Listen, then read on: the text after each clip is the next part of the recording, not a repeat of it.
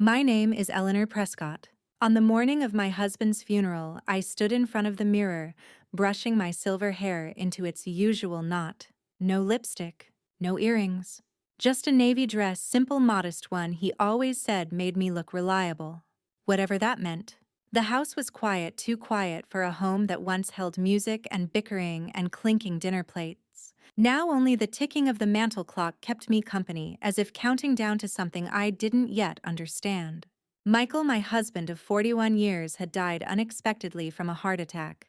At least that's what the doctors said. No foul play, no drama. Just a man whose heart gave out while he was golfing. I didn't even get to say goodbye.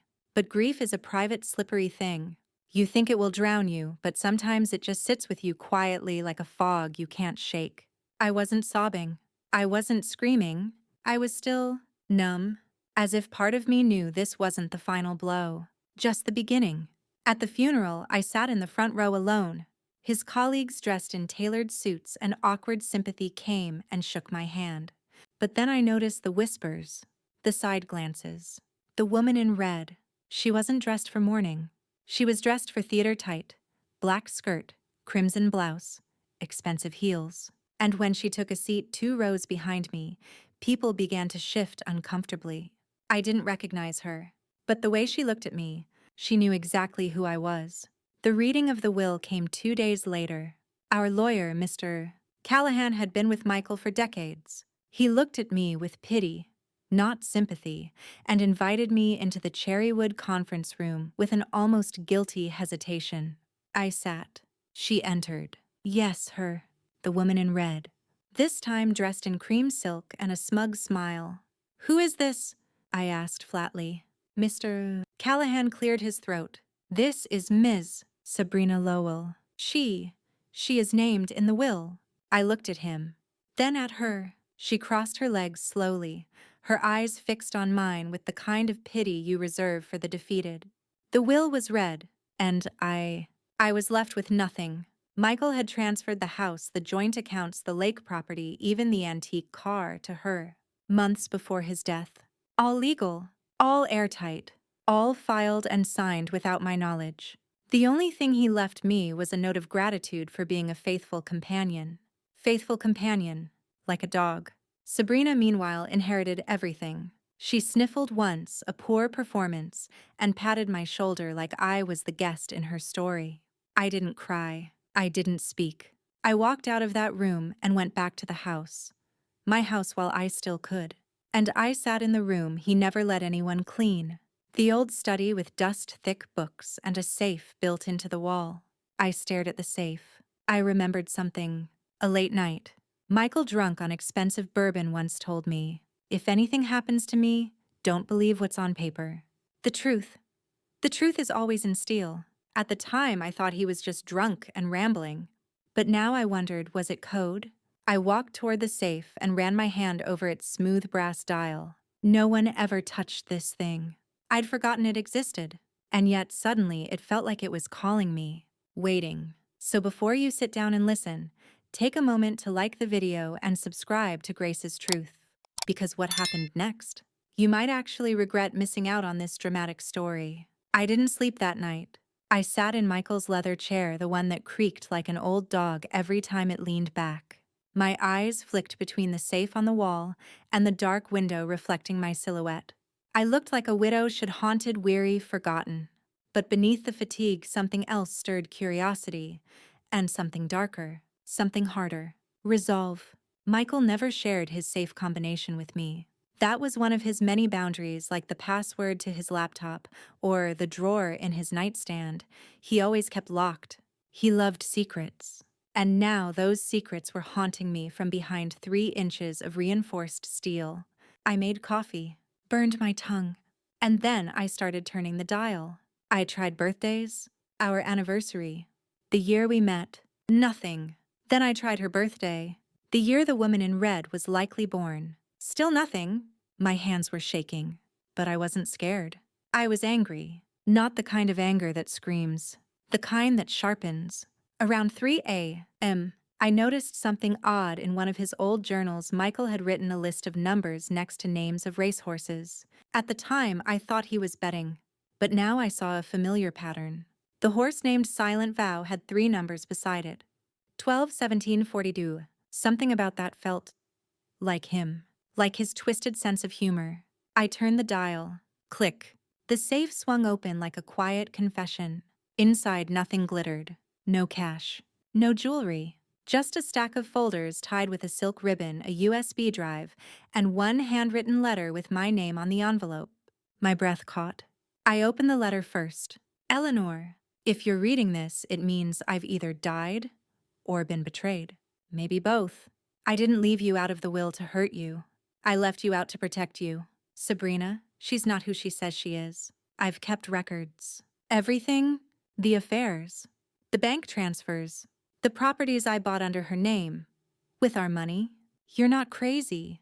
This folder and the USB is the real will.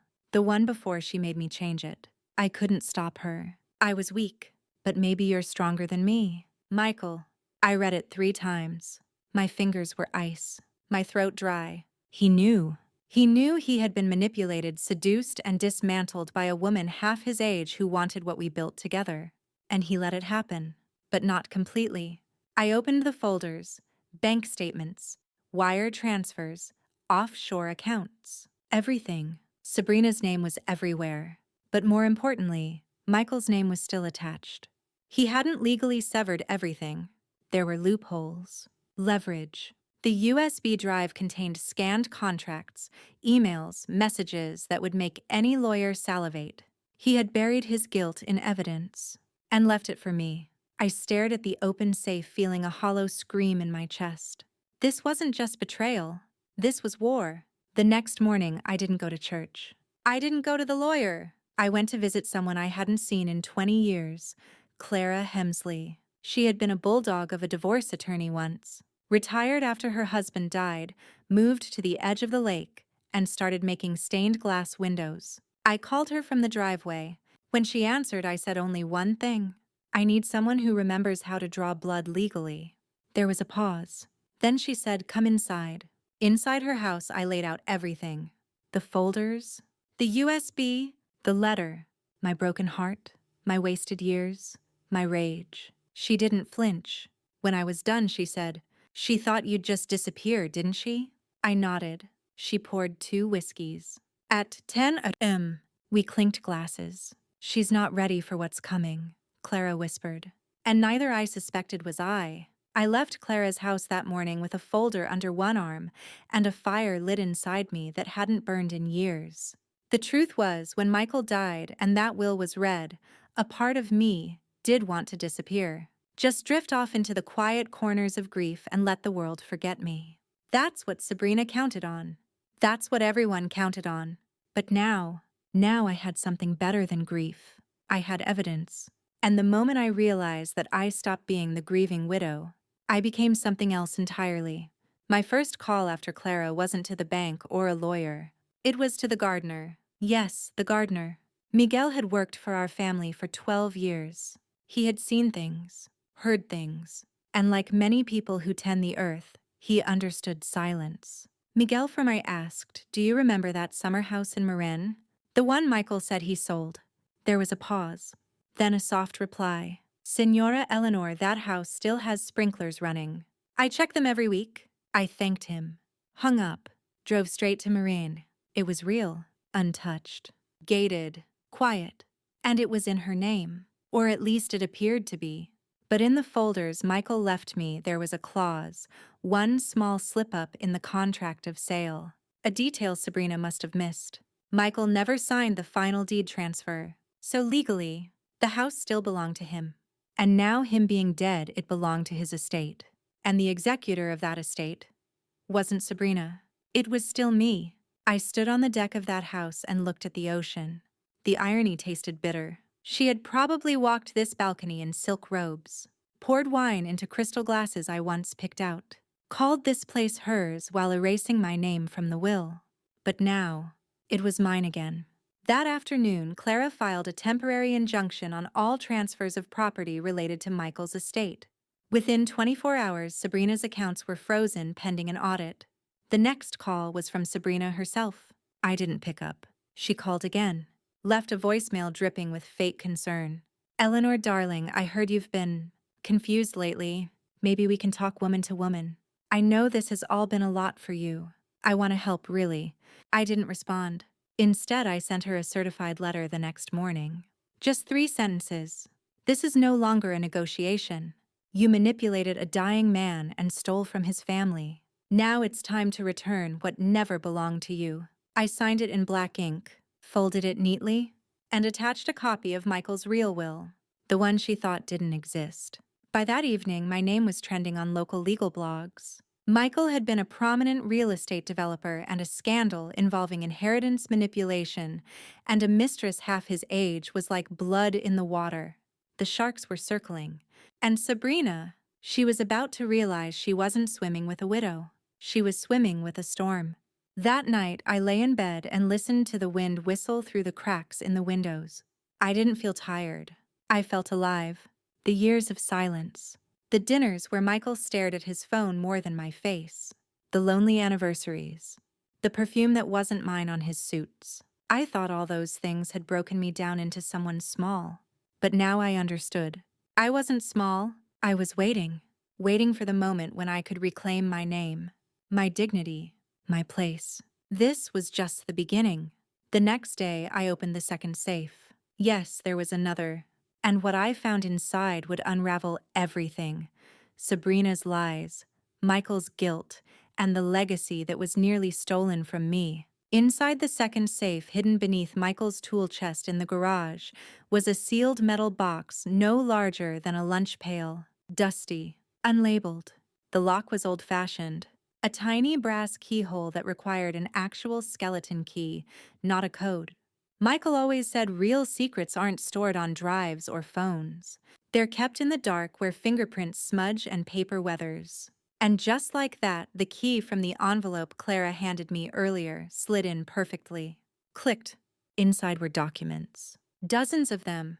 Handwritten notes. Copies of old deeds.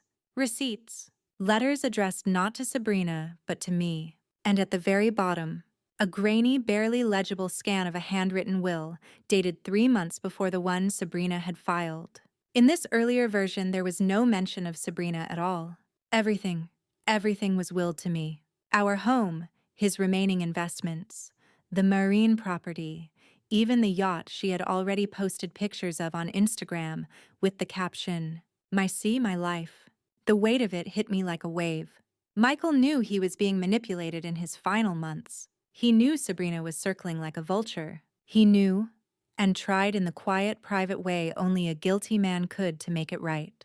I stared at the last page of that older will, his signature clear, dated witnessed. The witness names, Miguel and our longtime accountant, Jared Owens. I hadn't spoken to Jared since the funeral. Michael insisted all financial matters go through his new team during the last year of his life. But I had my doubts about that new team. So I called Jared.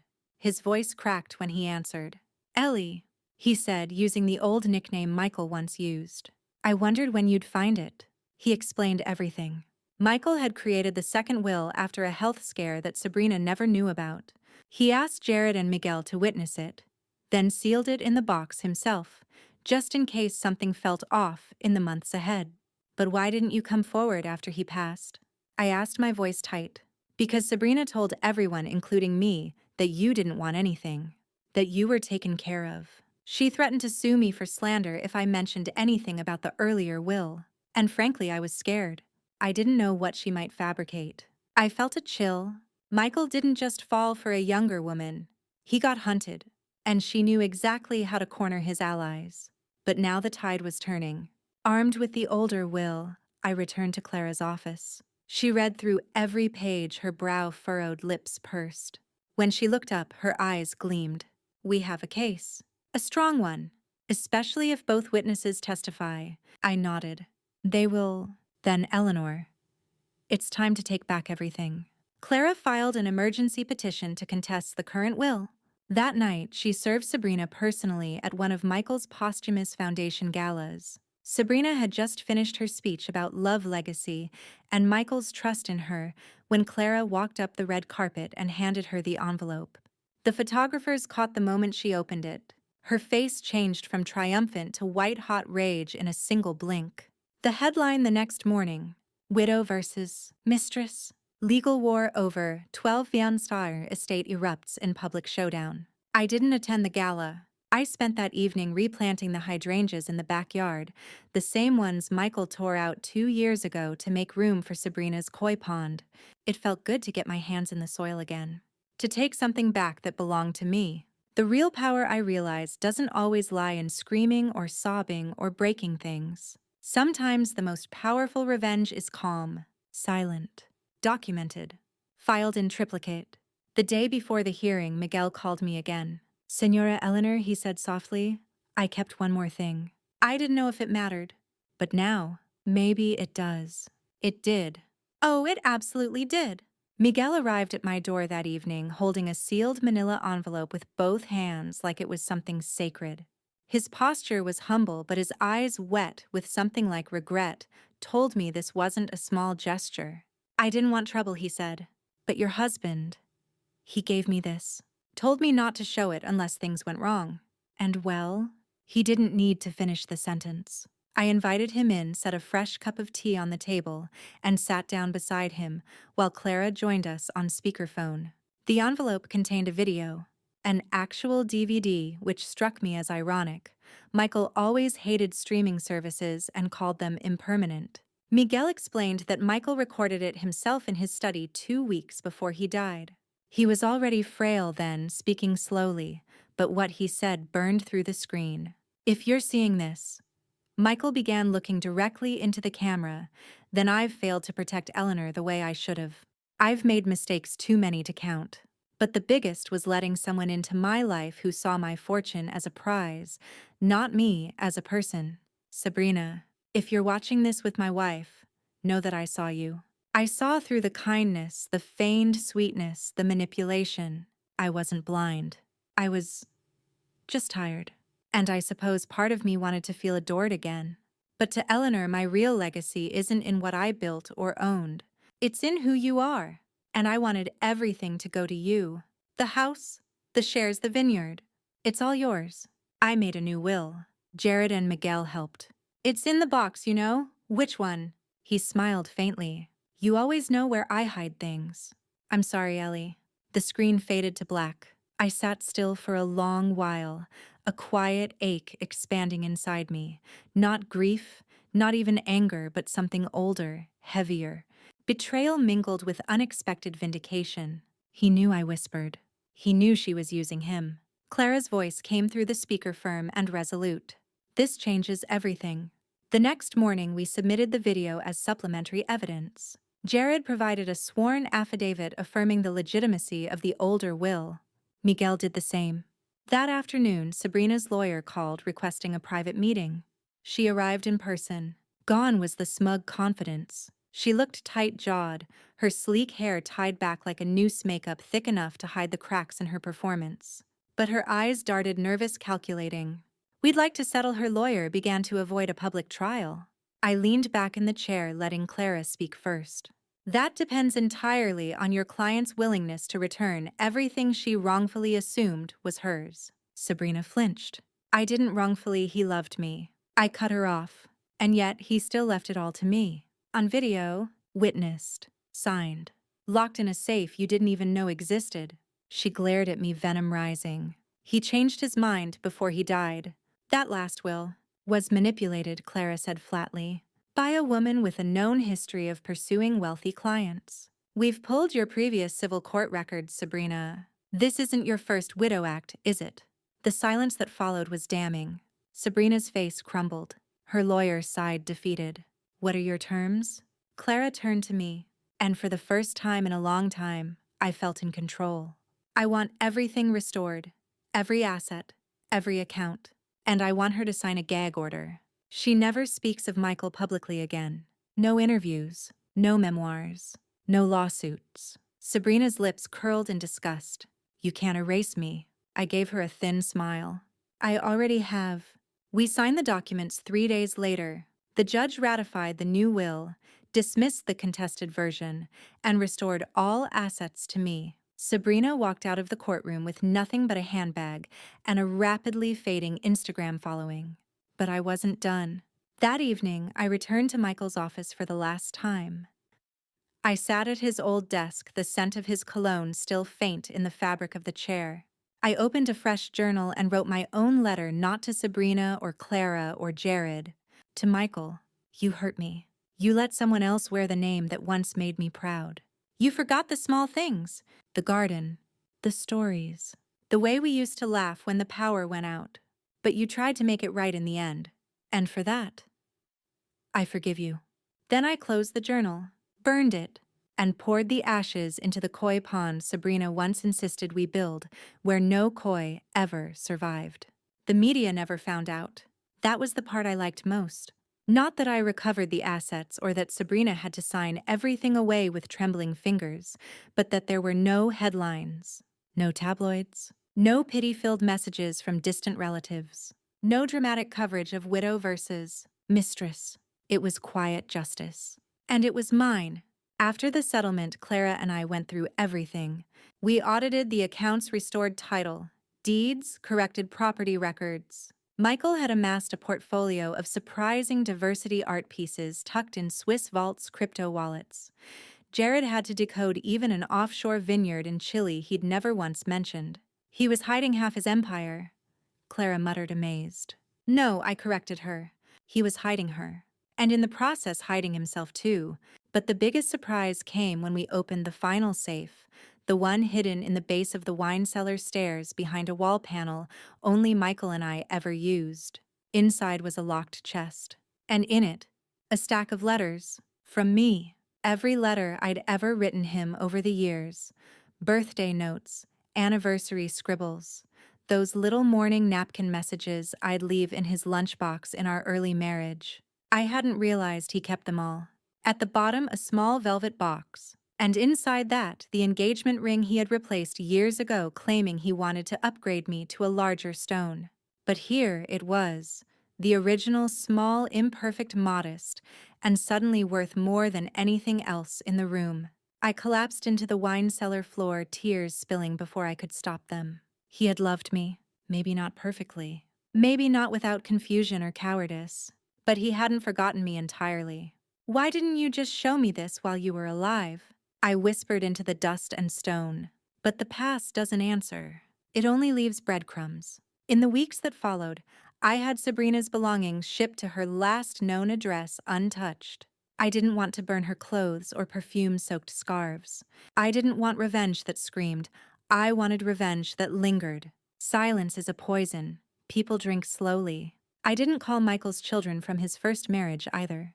They'd sided with Sabrina from the start like flies to honey. Entitled, shallow. All apologies sent via email now were promptly deleted. Instead, I planned a dinner. A real one. 1 month after the court settlement, I invited Clara, Jared, Miguel, and my closest friends. The long oak table was set for 12. Candlelight. Crystal glasses.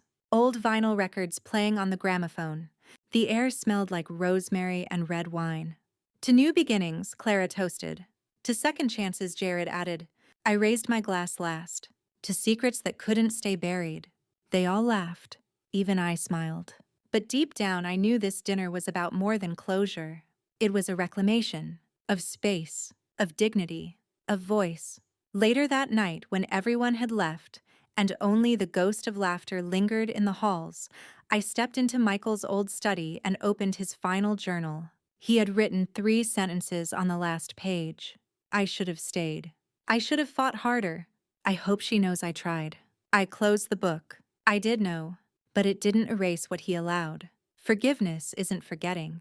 It's simply choosing not to let the wound rot. The next morning, Sabrina posted a story on social media, a grainy mirror selfie captioned, "You think you've lost, and then life surprises you?" No one liked it. No one commented. A week later, her account was deactivated. That was enough for me. After the dust had settled and the wine cellar letters were safely stored in a leather-bound box on my bedroom shelf, I found myself wandering through my home differently. I didn't rush past rooms anymore. I paused. I touched frames. I remembered, but healing isn't linear. One cold Thursday morning, as the wind rattled the old maple outside the window, I received a letter, real paper, handwritten. No return address. Just my name in a looping, slightly desperate script. I almost didn't open it, but curiosity has always been my oldest sin. Inside were 2 pages. From Sabrina. You win, it began. I don't expect forgiveness, nor am I asking for sympathy. But I want you to know, I didn't start it. Michael came to me. I never asked him to choose me. But he did. She went on to describe nights I didn't want to imagine, whispered secrets I had no desire to confirm. And yet I read every word. Because understanding your enemy isn't weakness. It's armor. I thought he was going to leave you. He told me he wanted to, but he never did. He said you were stronger than him, that you knew how to carry shame without letting it ruin you. That part made my chest ache. Sabrina didn't ask for money or pity, just to be heard. He always talked about the safe she wrote in closing. I think part of him hoped you'd find it.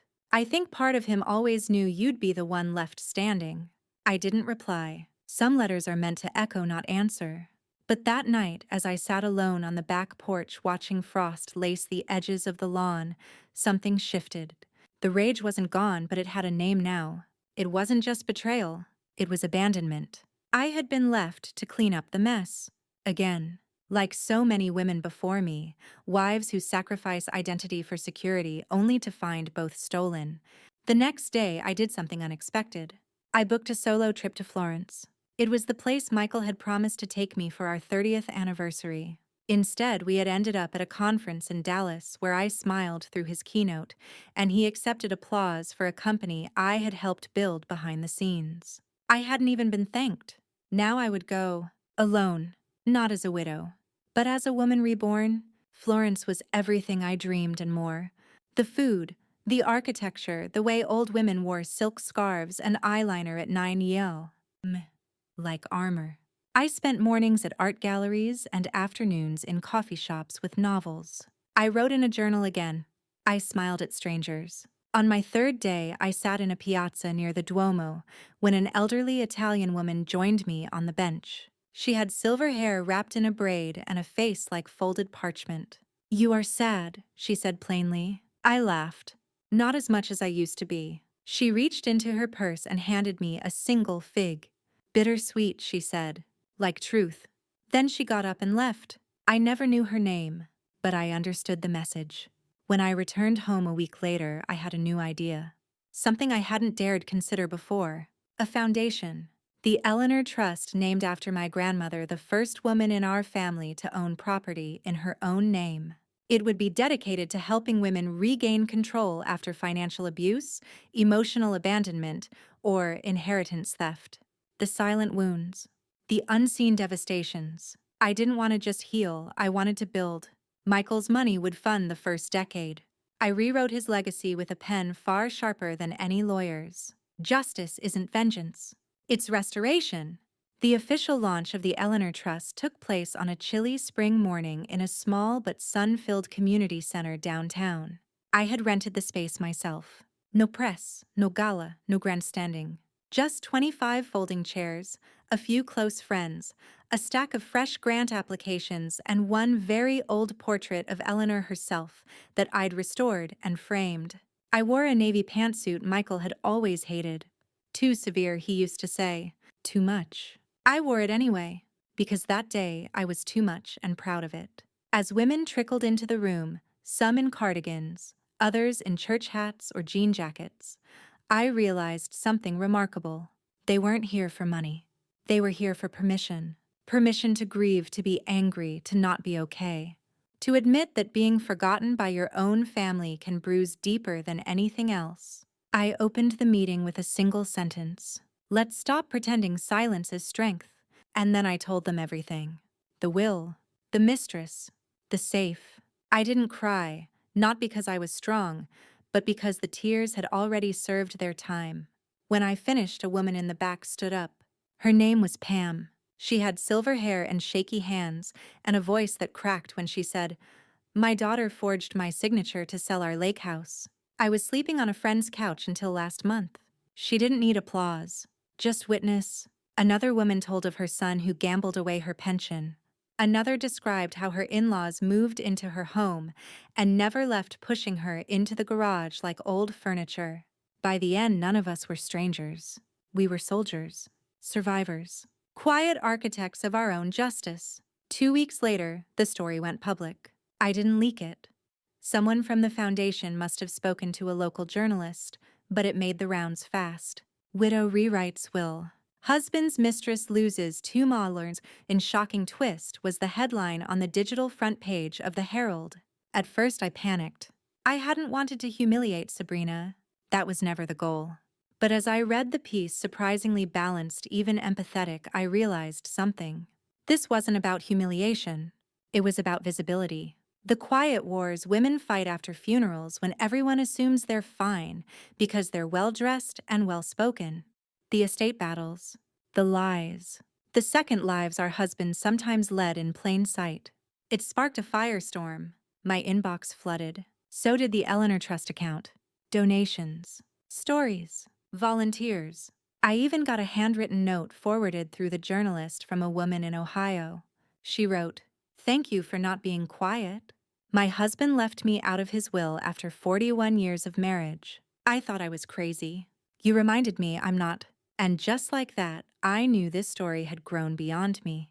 It was no longer just about betrayal. It was about reclamation, about rewriting narratives that were never written for us to begin with. Then came the email from Sabrina. Yes, another, but this one was different. I read the article. I saw the photo of the safe. I just want you to know I never wanted it to end like this. She said she had returned to her hometown in Pennsylvania, was teaching piano again, living with her sister. She said she understood now why Michael had never truly left me. Because in her words, you weren't just his wife. You were his consequence. A strange compliment, but a telling one. She asked if I'd be willing to meet one day. Just once. Not to fight, not to relitigate, but to talk. I didn't reply. But I didn't delete it either. Some silences deserve space to breathe. The following month, I took a walk through the house. Not to grieve. To say goodbye. I had decided to sell it. Too many echoes. Too many rooms where I had stood still for too long. The buyers were a young couple, newlyweds, starry-eyed and slightly awkward. The woman looked around the sunroom and said, "This place feels like a home that's been loved." And I smiled, because it had been, even in pain, even in betrayal, even when I was the only one holding it together. I handed them the keys without flinching. Then I walked outside into the spring light and didn't look back. I moved into a smaller home on the edge of town, a cozy cottage with ivy creeping up the brick walls and a garden that seemed to bloom even in winter. It wasn't grand, and it didn't carry memories of ballroom anniversaries or crystal decanters, but it was mine, entirely mine. No shadows, no ghosts, no shared closets with secrets tucked in the corners. The first night I slept there, I didn't lock the bedroom door. That may seem small to some, but after decades of sleeping next to a man I trusted less than I admitted, it felt revolutionary. I spent my mornings in the sunroom with a cup of black coffee and a notebook. I didn't write a memoir, not yet. I wrote fragments, thoughts, a sentence here and there, sometimes angry, sometimes soft. One morning I wrote, "They think grief is tears, but mine looked like real estate paperwork." The Eleanor Trust continued to grow almost organically. We didn't have ads or marketing campaigns, just whispers. Widows telling widows, daughters calling their mothers, quiet revolutionaries finding one another. We held our second meeting in a church basement, then a library. By the time we reached the City Hall auditorium, someone had printed T-shirts. Not just the widow in block letters across the front. They sold out. Then, one late autumn afternoon, I received a letter postmarked from Vermont. No return name, just a box number. Inside was a short note in careful, elegant handwriting. "Dear Eleanor, yes, I know that's not your name, but it feels right. I've watched this from afar. Read the articles. Heard the murmurs. I was Michael's attorney for 23 years. I saw things I wish I hadn't. Documents. Transfers. The way he'd slip money through LLCs. The original will before it was updated left. Everything to you. Completely. No mistress. No secret trusts. I never spoke up because I thought it wasn't my place. I was wrong. Enclosed is a copy of that original document dated 2 years before the one filed. I hope it helps, or at least brings clarity. A silent witness. My breath caught in my throat. Enclosed was a scanned copy, notarized, signed, and watermarked. Michael had at one point chosen me fully. No conditions. No tricks. It had only been changed later. After Sabrina, it didn't change what had happened. I'd already taken back what was mine. But the validation? The confirmation that I hadn't just imagined our love that was something else. That was proof that I had once been the only woman in his world. And then, I wasn't. That night, I lit a fire in the cottage fireplace. Not for heat, but for ritual. I took the copy of the original will, the newspaper clippings, the letter from Sabrina, and even the email printouts, and one by one I fed them to the flames. It wasn't vengeance. It wasn't victory. It was closure. A woman who burns evidence not to hide it but to say, I no longer need this story to define me. The ashes curled and cracked, dancing in the dim light. And I whispered a single line to the room around me. You don't get to own my ending. The next day, I got a call from a reporter at a national magazine. She wanted to interview me, said my story had become a quiet cultural moment, said women across the country were citing me in estate law forums and book clubs and Reddit threads. I politely declined, not because I was hiding, but because some revolutions don't need center stage. Some truths are more powerful in the margins. I still hear from the women of the trust. We meet every third Sunday. Someone always brings lemon cake. Last month, we started a scholarship fund for older women returning to school after losing everything. We named it the Safe Fund. A wink, a legacy, a way to turn betrayal into opportunity. I sat across from a 62-year-old woman who said she was applying for culinary school after her husband's affair had nearly shattered her confidence. I asked her what gave her the courage. She said, your story. The safe. The fact that you stayed quiet until it mattered most. I didn't know what to say, so I just nodded. Because sometimes being heard is louder than being loud. That night, I walked through my garden and whispered a final goodbye to Michael. Not with rage. Not even with regret, just a quiet, knowing farewell. Goodbye, love, I said. You tried to erase me, but I wrote myself back in, and then I left the gate open. Let the night in, let the past out. A few weeks after the flames consumed the remnants of my former life, I received an invitation in the mail. It was hand-delivered in a cream-colored envelope sealed with wax. Elegant, too elegant. Sabrina, I knew even before I opened it.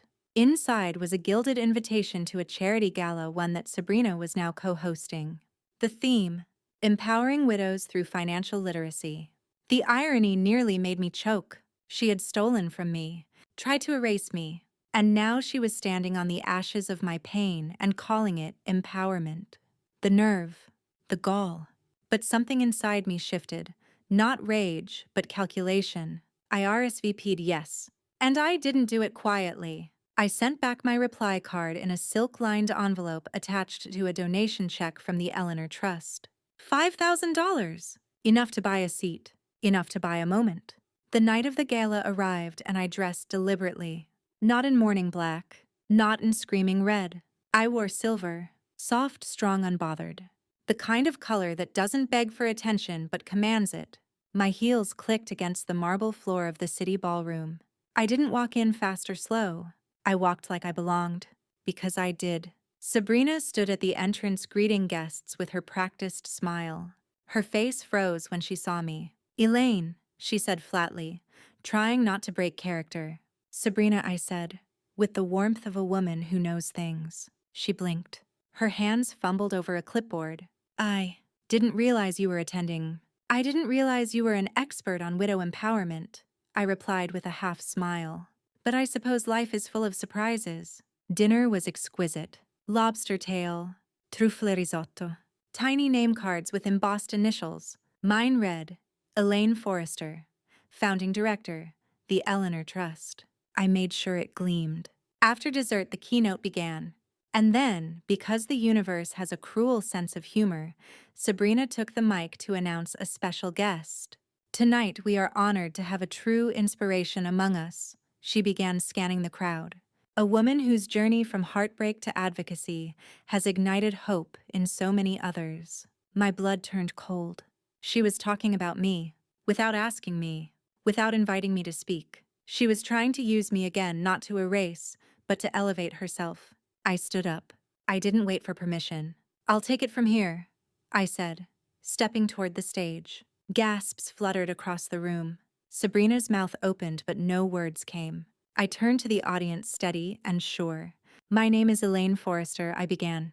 "I built the Eleanor Trust not because I wanted to, but because I had to, because my late husband left his estate to the woman he betrayed me with. And that woman was standing right here." Sabrina paled. "I reclaimed my life," I continued, "not just legally but emotionally, financially, spiritually. I didn't burn bridges.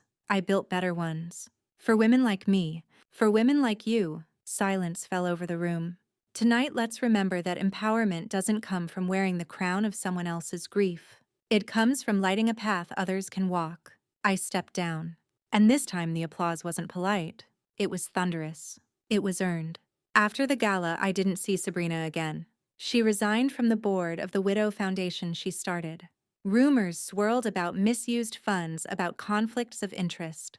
I never followed up. Some victories don't need confirmation. They just need distance. Back at the cottage, I placed the photo from the gala, me standing at the podium. Eyes' fierce voice caught mid-sentence on my mantle. Next to it, I placed the original deed to my home. And next to that, a frame with just 4 words. "You don't own me." It wasn't directed at Michael. Not anymore. It was for the world.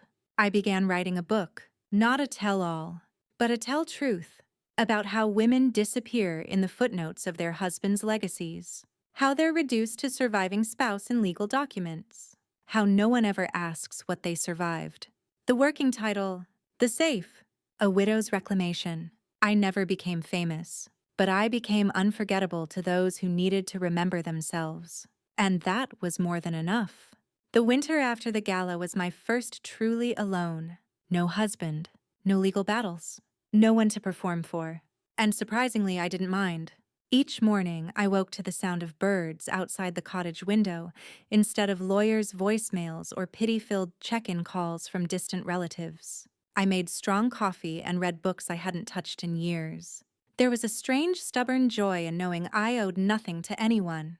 But the quiet had a way of echoing. One evening, I sat by the fireplace flipping through the letters Michael had written me during our early years. Before the affairs, before the distance. His handwriting was still so familiar, the looped F's, the tight spacing. He had once loved me, but he had also underestimated me. And somewhere between those two truths, I found my strength. I returned the letters to their box and placed them on the highest shelf of the hall closet, not to forget, but to release. I was no longer the woman begging to be remembered. I had become the woman no one would dare forget. Then came the news. It arrived in a brown envelope from a law firm I didn't recognize. Sealed, confidential, urgent. Inside was a formal letter informing me that Sabrina had filed a civil complaint against me. She was suing for defamation and damages stemming from false and malicious public statements made at the charity gala. I couldn't help but laugh. It was a weak, bitter kind of laugh, the kind that scratches the walls of your chest. After everything, she still wanted more. But here's what she didn't know. I wasn't the same woman she once deceived. I wasn't just Elaine the widow. I was Elaine Forrester, sole owner of all Michael's hidden assets, public speaker, and founder of a trust with a very competent legal team. I made one call to Maya. She had already seen the complaint. "This won't stick," Maya said calmly. "She's bluffing. We'll counter." I felt a flicker of fear, but beneath it fire. Good. Let her take her best shot. The legal back and forth lasted weeks. Sabrina's team sent hollow threats and inflated accusations. Ours responded with evidence of the forged will, the bribes, the withdrawals. But what ended the battle wasn't paperwork. It was a recording. A voicemail left accidentally on Maya's line by Sabrina herself. In it, she vented to someone, a friend, perhaps a lawyer, about how I outplayed her and how she should have burned that safe when she had the chance. That was all we needed. Sabrina dropped the lawsuit in exchange for a non-disclosure agreement, one we never signed. Maya laughed when she read her withdrawal. She thought this was chess, she said, but she was playing checkers on a board you built. I smiled. Sabrina thought she could bankrupt my dignity, but I had already invested it elsewhere. After that, the air around me cleared. People began reaching out, women from all over, widows, divorcees, sisters, daughters. They'd seen clips of my speech from the gala, read excerpts from the interviews, watch the viral posts where I didn't name names, but made every word sting with purpose. One woman, Celeste, wrote to say that because of me, she had fought back against her late husband's family when they tried to evict her from their home.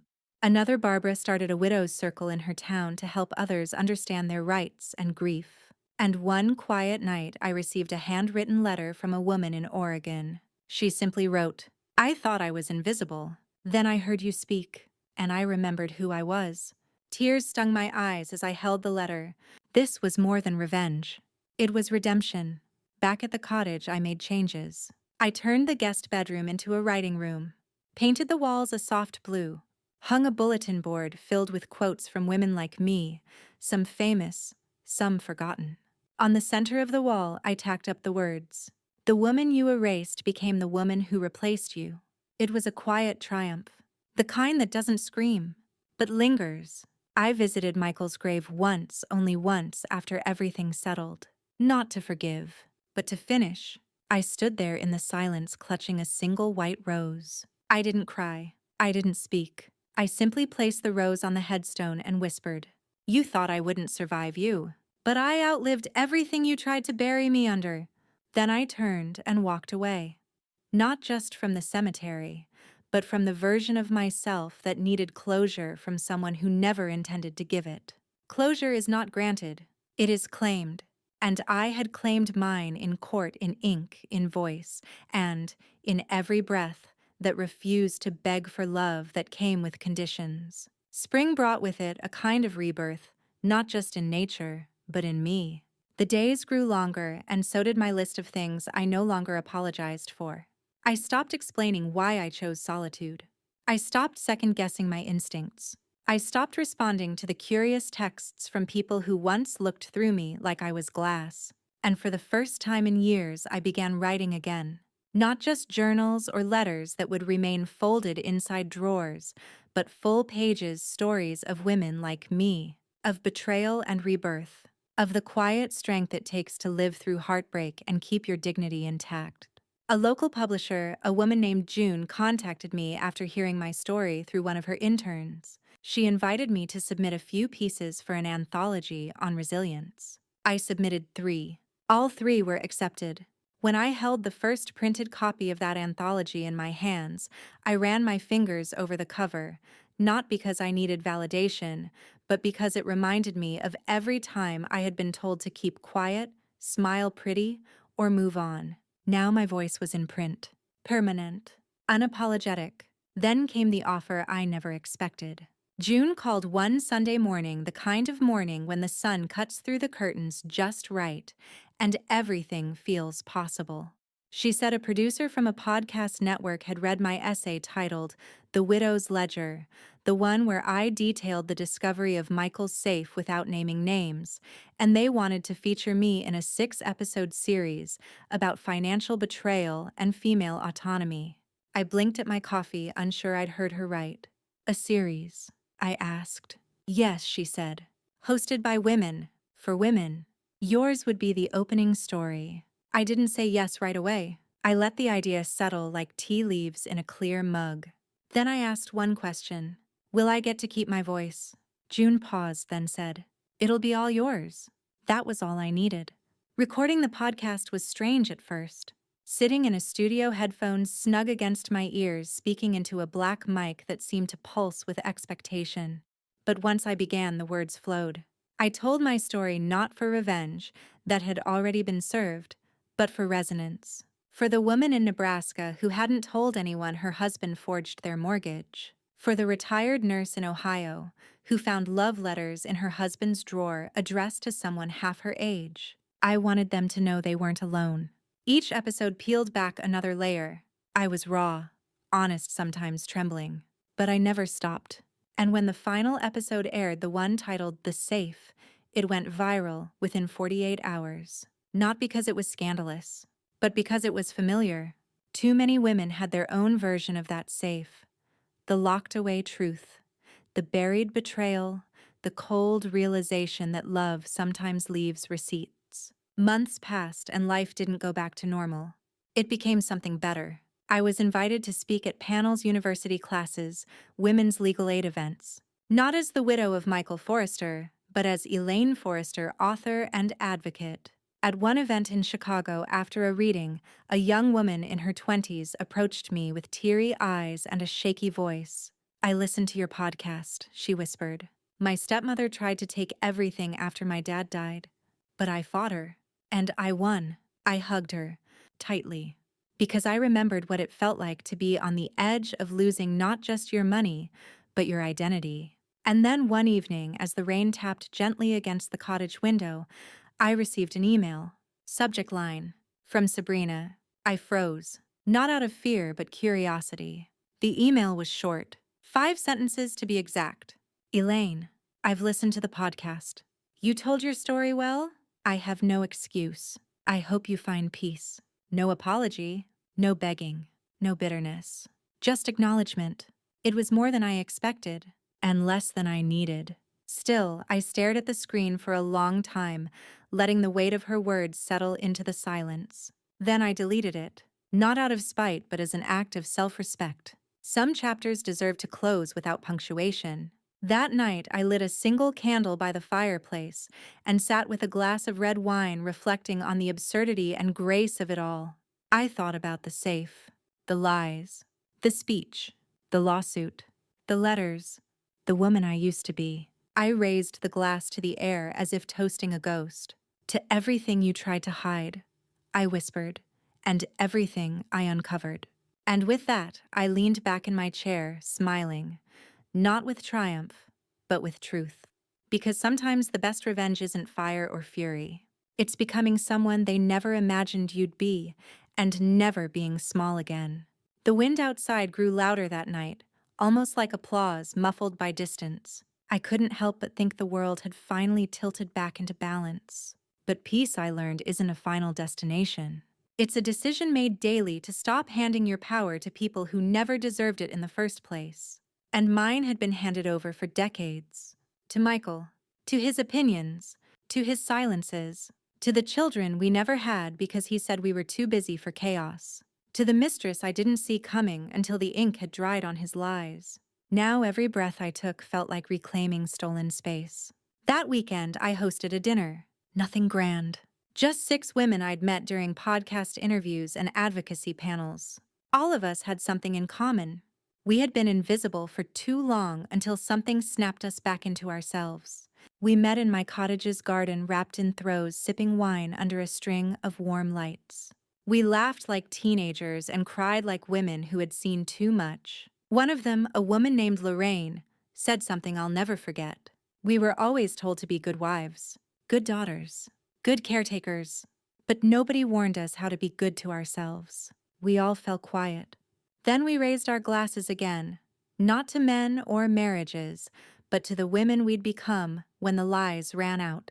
A few days later, I got a phone call from a lawyer, not mine. It was Michael's former business partner, Richard Dawson. I'd met him only a handful of times, always in passing, stiff suits, tight smiles, the scent of cologne so thick it clung to your memories. "Elaine," he said, voice low, "there's something you ought to see." My heart skipped. "See what?"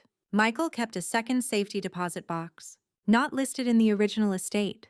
My breath caught. "There's a video," Richard added, "and a confession." I met Richard at his office the next morning. There, it was a USB drive, a manila folder, and a letter in Michael's unmistakable handwriting. He didn't look at me when he slid them across the desk. "You should view it alone." Back home, I lit a candle, not for romance, but ritual. Some truths deserve ceremony. I plugged in the USB, heart pounding. The video began with static. Then Michael appeared on screen. Older, gaunt hair, thinner than I remembered. He looked tired. "Elaine," he said, "if you're watching this, I'm gone. And I've failed you." I sat frozen. "I made mistakes," he continued. I let power become personality. I thought protecting you meant keeping you blind. I was wrong. He paused, swallowed hard. Sabrina meant nothing and everything. She made me feel young. But I see now that chasing youth cost me a woman who built her life around me. I don't expect forgiveness, but I left one thing behind that I never told anyone. The video cut off. I opened the envelope. Inside were two things: a deed to a cabin in Vermont and a check, made out to me, for $3 million, uncashed, unmentioned, untouched. I didn't cry. Not then. Not even later. Instead, I whispered, "You almost got it right in the end." But money can't replace time. And confessions don't erase cruelty. Still, it mattered not for redemption, but for record. I donated half to the legal fund I'd started for women caught in marital fraud cases. The other half, I invested in the podcast company, Women Telling Women's Stories Without Permission. And the cabin, it remains untouched. Maybe someday I'll go, maybe not. But it's mine, not because he gave it, but because I survived him. The story should have ended there, right?